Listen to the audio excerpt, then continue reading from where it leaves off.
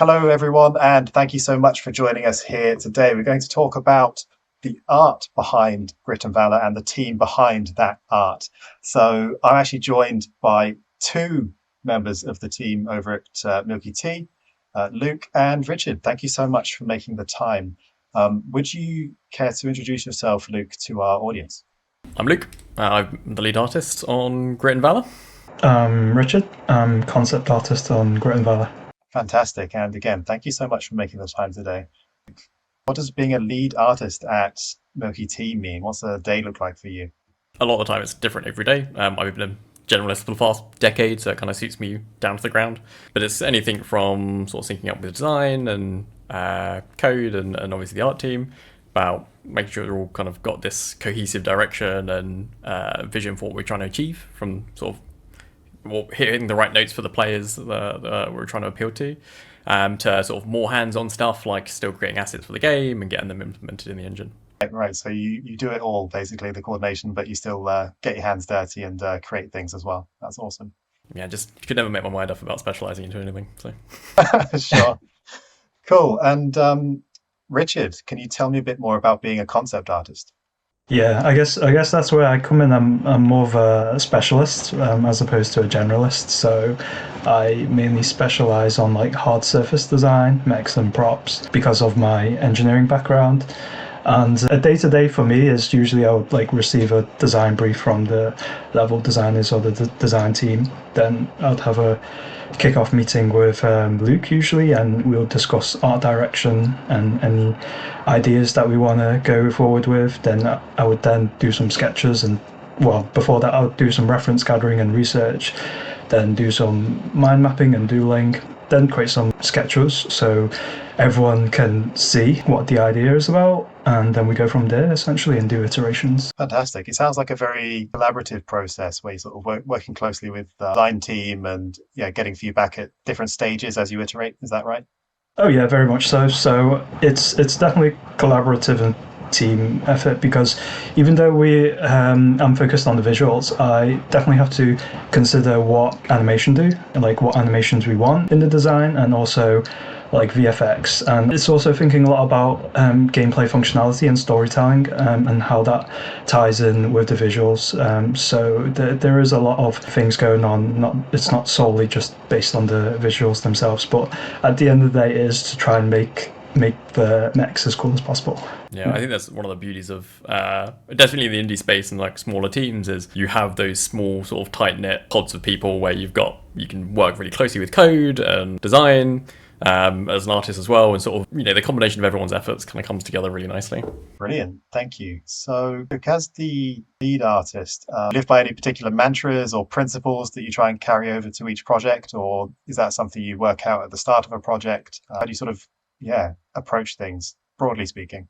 Probably the most fundamental one is you've got to look at these things from the point of view of the player. All too common trap for art and sort of visuals kind of thing is to make things as big and flashy as possible, but sometimes that can sort of detract from gameplay, and in the wrong context, that's as like of a detriment to the visuals or what you're trying to achieve. So quite often it's try and keep it simple and sort of like focused, and whatever you're doing, you're trying to go into it with that kind of focus that you're representing the design and you're trying to show off like the excellent coding behind it all. But yeah, just a real clarity of vision and focus about what you want the player to feel is probably what the most fundamental thing about all of this is. Right. Thank you. Yeah, that makes a lot of sense. And actually, you very professionally segued into one of the questions I wanted to ask you, which is at the beginning of this specific project, the first boss that players will encounter at the end of the British Isles. Going into it, were your goals? What kind of feelings did you want to invoke in the player with the way that the boss and the level around it was presented? Yeah, because this is sort of the first boss that you're seeing. You're sort of getting to the end of the region. It's sort of a big moment for the player. But obviously, you've slogged your way down the British Isles through thick and thin, and maybe the first time you're sort of getting to that point, being a roguelike game, we don't want to completely bombard you with a load of new mechanics at that point. So it is sort of around that simplicity, but we still want it to feel like a big achievement and sort of like grand moment. So we wanted to have a really clear focus, and the narrative was that you we're trying to get to this scientist to help you build the EMP that is sort of like one of the main objectives of the game is to sort of get that to New Germany.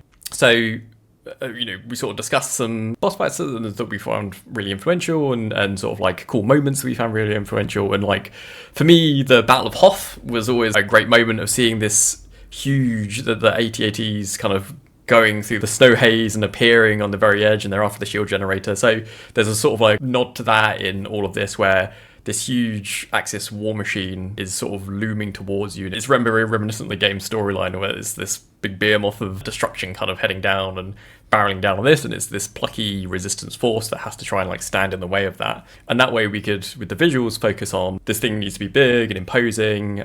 We always try and pull reference from what the boss and the general's design is, as well as the region. So being the British Isles, the Royal Navy is always synonymous with the British Isles, as well as levels themselves. We've got the trains themes and that kind of stuff. So the boss design is sort of this giant sort of battleship sort of train with a sort of like large ram and sort of like large figurehead of the Axis symbol on the front.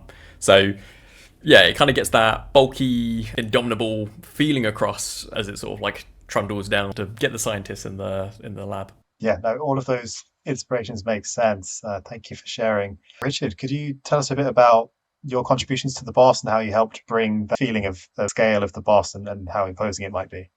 Yeah, so a lot of it was playing around with like the scale and the size of it, and also the weapon systems. So it has that battleship look to it, but also, like as Luke was saying, at the front it has the ram, because that's part of the gameplay functionality. But the contributions I made were thinking about more like how it would attack, and that would be the different types of weapon systems it would use. So as you know, in the game we have explosive, ballistic, and flamer types of attacks, and so it was trying to incorporate those three different kinds of attacks into this mammoth boss, essentially. And then also with the defensive functionality ability, it was thinking about how we could visually communicate that. And I guess the simplest method would to have shields for it, and similar to sort of like a turtle. That's how I see it, because the way it's shielded, so it would deploy its shields and huddle down. That would give it its defensive state, and hopefully that communicates to the players that it's quite invulnerable at that point. And the last point was at the front of the mech boss is that ram that has that train inspiration, and that is used to ram the building. And yeah, and that's pretty much it, essentially. Those were my main contributions, I would say. Yeah. That's a really insightful point as well, the visual cues. So how do you balance aesthetics that you want to communicate with the practicalities of okay, we need to hint to the players this is how the boss is going to behave, so that sort of subtly cues them on how to interact with it. So you mentioned, for example, 3 different styles of attack that it has that align with the 4 types in the game. How did you approach creating those visual cues? Keeping things as obvious as possible, and as Richard said, sort of it huddled down into this different state, changing the silhouette of it and giving it much more of that turtle kind of star fort style. I mean, Richard, you did an excellent job on figuring out the concertina armor plates and that kind of stuff, and the animation team did a great job of figuring out how all that kind of folds in together, as well as sort of like modeling from one of our modelers, Aidan. But yeah, trying to get that strong silhouette change of those different states was a real sort of key point, as well as sort of the logistics of just trying to get it to straddle that suspension of disbelief that this thing's works and that it is doable, right? Especially with the sort of genre that we're going for and that sort of diesel punk aesthetic. We don't want to stray too far into the world of fantasy or sci-fi or anything like that. So there's a real effort to try and get these mechanical things working, and it's what, Richard, with your engineering degree, like, it's been invaluable to help sort of flesh out sort of like more of those mechanisms. Oh, really cool. Oh, well, you've inadvertently thrown Rich under the bus there by dropping the fact he's got an engineering degree, because I really want to hear more about that. Something I heard while speaking with other members of the Milky Tea team was, understanding is there is some engineering influence in a number of the designs, and some effort being made to, okay, it's diesel punk, it's obviously alternate reality, but the degree of engineering realism built into the designs, deliberately so. Am I understanding that correctly? Yeah, I'd say so. I think when it comes to design, for me, because I have quite a lot of years experience in engineering, it's a bit more intuitive, and I kind of see it ahead without thinking too much about it, like how it might be manufactured, or like the thicknesses of materials and proportions and scale, or how it might assemble. but all that is kind of just going on in my head as opposed to explaining it or having it written down. So that engineering aesthetic or look or that believability kind of just comes through the design, I feel, for myself. It just seems relatively intuitive for me just because I've been doing engineering for so long. It's almost like a habit, I would say, for myself. Well, I mean, the fact that comes through naturally is really, really cool. Well, I wouldn't say it was naturally at first, but having done it for X number of years, it does become a habit. So yes. Yeah. Right, got it. So in terms of practical stages and steps for designing something like this, the boss, what does that process look like? Well, no, I mean, this is sort of what we alluded to earlier as well. Sort of, that's the nice thing about being in those smaller indie teams is from the very beginning of the concept phase, it's a lot more collaborative. So we tend to sort of start off with kickoff calls where we can talk about ideas pretty freely about what would be a cool climactic moment that we want the player to feel at the end of the region. And anyone's kind of like open to sort of pitch those ideas, and sort of the nitty gritty of them is definitely handled by design. But how we represent those things visually, we normally have someone from all the 3 departments sort of there to talk about those things and sort of flesh out each other's ideas about how each of these could work, and then we sort of tend to try and whittle it down to 3 possible avenues that we could explore. And then we sort of go to prototyping phase to see if logistically this would work. How does it feel? Like, does it feel fun? Which is probably the most important part of that. And seeing those early prototypes really helps us to sort of think about what parts we need to visualize to the player, what bits are sort of quite complicated to grasp and maybe we need to rework, or maybe we need more like a different type of visual reinforcement about, we want the player to go over here or understand what's about to happen is really dangerous. And then once we've got the skeleton of this thing good and it feels fun, it feels enjoyable to play, then we can sort of start getting into the nitty gritty of how do we have shields that fold out from the legs, and how does this thing move, and how do we want to reload these turrets and have the weapons switching and that kind of stuff, which is definitely where sort of Richard, we start to get you involved and we give Richard a bit more of a defined brief about what's going on there. Right, yeah, no, I think like you said earlier, yeah, very collaborative.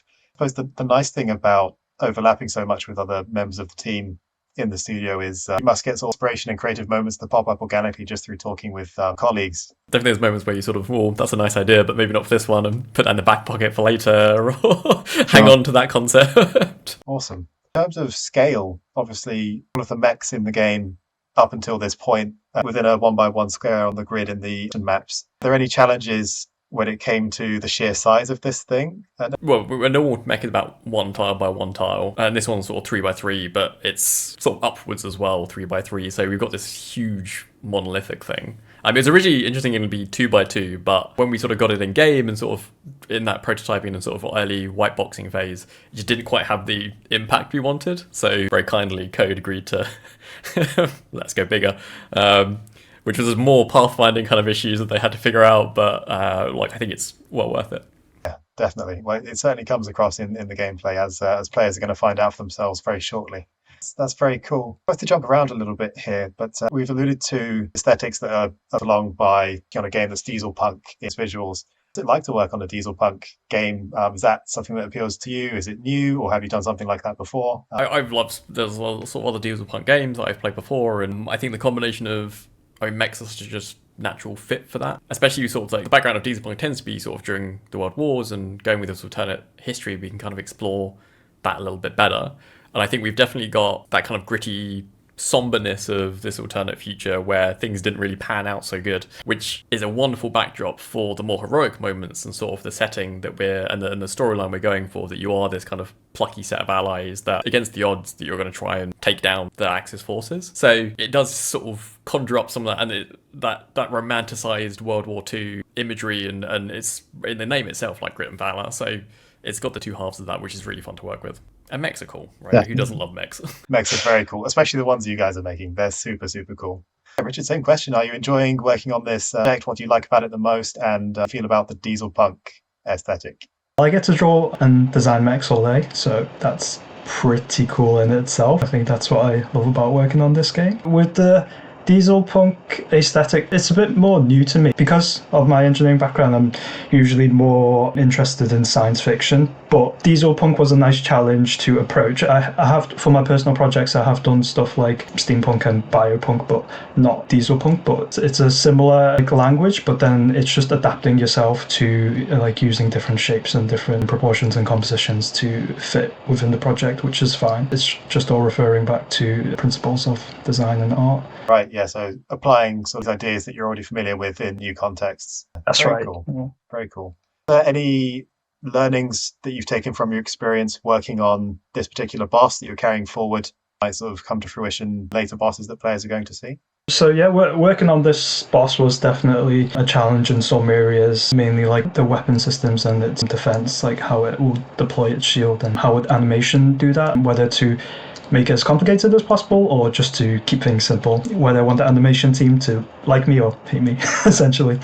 But what I learned from the British Isles boss is how we did the animations and the weapon systems and how we could apply that to the other bosses and how they share a similar idea but almost like wrap it in a different package, which is kind of what we do with the other bosses, but we still have to make it fresh and exciting and different at the same time. There was a lot of learning that I took from it, less so on the visuals I guess, but more so on animations and VFX and how that can be applied to the other bosses. Bosses are, for one sort of like big showpiece, they are incredibly complicated to kind of pull off, I think. I mean, things like the boss sort of like walking down at the moment, because it's so large and lumbering and slow, one sort of issue that we had was how slow the steps were. Normally when you have sort of like the animation transitions, you can do it quite quickly and it sort of takes care of a lot of that. But because it was so slow and deliberate, we had to really figure out how we go from maybe the front left leg forward or the front right leg forward, having to sort of do complex trees and how to then move that into a shielded state and all this kind of stuff. So there are a sort of like minefield of surprises that you're not really necessarily expecting. So going forwards, definitely we've done a lot from this first boss, and I think, not to give too much away, but I think our bosses sort of get more exciting and more sort of showy. Excellent. Okay, that's a nice hint at what's to come. I'm also tempted to say a lot more about upcoming bosses, but I think we'll keep that under our hats for the time being and let the players cover that very soon. I think that's actually almost everything we've got time for today, but anything that you guys wanted to mention or sort of say to the players, we wrap things up. I hope you have fun. I hope you enjoy the game. Great, yeah, cool. Yeah, that's kind of the main thing, isn't it? Really? Yeah, I mean, Awesome. we're always open to feedback, and we've got the Discord channels as well, which we do read, always check pretty regularly just to sort of get people's thoughts. We're not so massive a team that we're not able to kind of like react to those things, and yeah, it's great to hear what people think of it. Excellent. Well, gents, thank you so much for your time. Really appreciate it. And I'm sure our players will enjoy hearing everything that you've had to say about the boss and your approach to artwork and design at Milky Tea. So again, thank you so much for your time. We're going to wrap things up for now, but everyone watching, we hope you've enjoyed it and we'll catch you next time. Bye-bye.